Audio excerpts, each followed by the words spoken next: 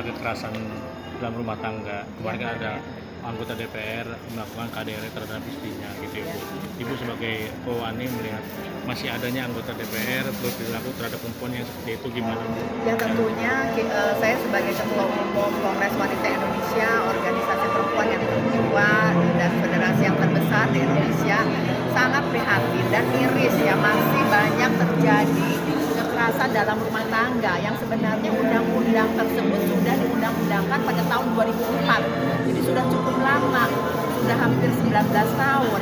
Tetapi kenapa kok masyarakat terutama pemuka-pemuka, baik itu pemuka dari politik, anggota legislatif yang tidak mengetahui adanya undang-undang tersebut, di mana kalau kita melakukan kekerasan dalam rumah tangga terhadap istri maupun terhadap suami itu ada hukumnya dan ada dampaknya yang sangat luar biasa untuk sebagai pelaku tersebut gitu.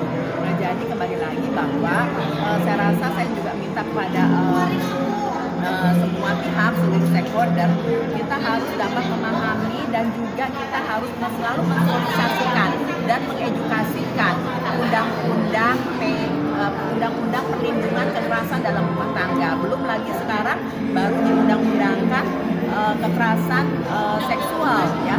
Nah, bagaimana sementara pihak legislatif ya pemerintah mempunyai kebijakan, mempunyai undang-undang yang cukup jelas untuk melindungi perempuan, tetapi masih saja terjadi di masyarakat dan juga dilakukan oleh para pemuka, para tokoh begitu. Jadi kan itu suatu yang sangat prihatin ya. Jadi ya kesimpulannya bahwa kita harus memahami dan pihak pemerintah juga harus terus mengedukasi dan mensosialisasi, dan kita sebagai organisasi masyarakat yang tadi juga baru dikukuhkan dan baru dilantik pimpinan Korps MDI ya, Majelis Dakwah Islamiyah, untuk selalu mengawal, selalu mengedukasikan dan mensosialisasikan kebijakan dan undang-undang kekerasan dalam rumah tangga, kekerasan seksual yang sudah digodok cukup lama. Ya sebenarnya hukumannya itu karena sudah ada undang-undangnya, hukuman yang semaksimalnya,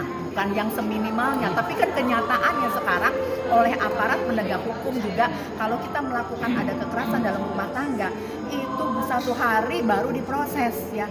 Tidak seperti di luar negeri, begitu terima laporan langsung diproses. Kalau ini kan memang ada aturan dan ada undang-undangnya, dalam 1 hari harus diproses. Nah jadi mohon kepada aparat penegak hukum, ini kekerasan dalam rumah tangga yang menyebabkan sumber daya manusia, terutama terhadap perempuan. Nah perempuan yang punya peran penting dalam pembangunan dan sebagai sumber daya manusia yang melahirkan generasi penerus yang berkualitas, tentunya harus diutamakan, harus dilindungi, bukan kekerasan yang lain-lain atau masalah pencurian, masalah lain-lain itu malah diutamakan.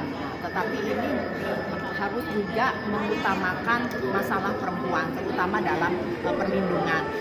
Karena kalau KDRT belum tentu semua masyarakat atau perempuan ya, ibu-ibu itu langsung berani melaporkan, pasti ada prosesnya. Karena kalau masih juga anggapan kalau melaporkan kekerasan dalam rumah tangga itu merupakan aib, sesuatu yang tidak patut. Nah, jadi ada rasa unsur malu. Nah, dengan adanya sosialisasi dan edukasi undang-undang PDKRT, perlindungan kekerasan dalam rumah tangga maupun kekerasan seksual, jadi para perempuan juga paham dan mengetahui bahwa itu adalah bukan soal aib, tapi memang harus segera dilaporkan kepada aparat penegak hukum.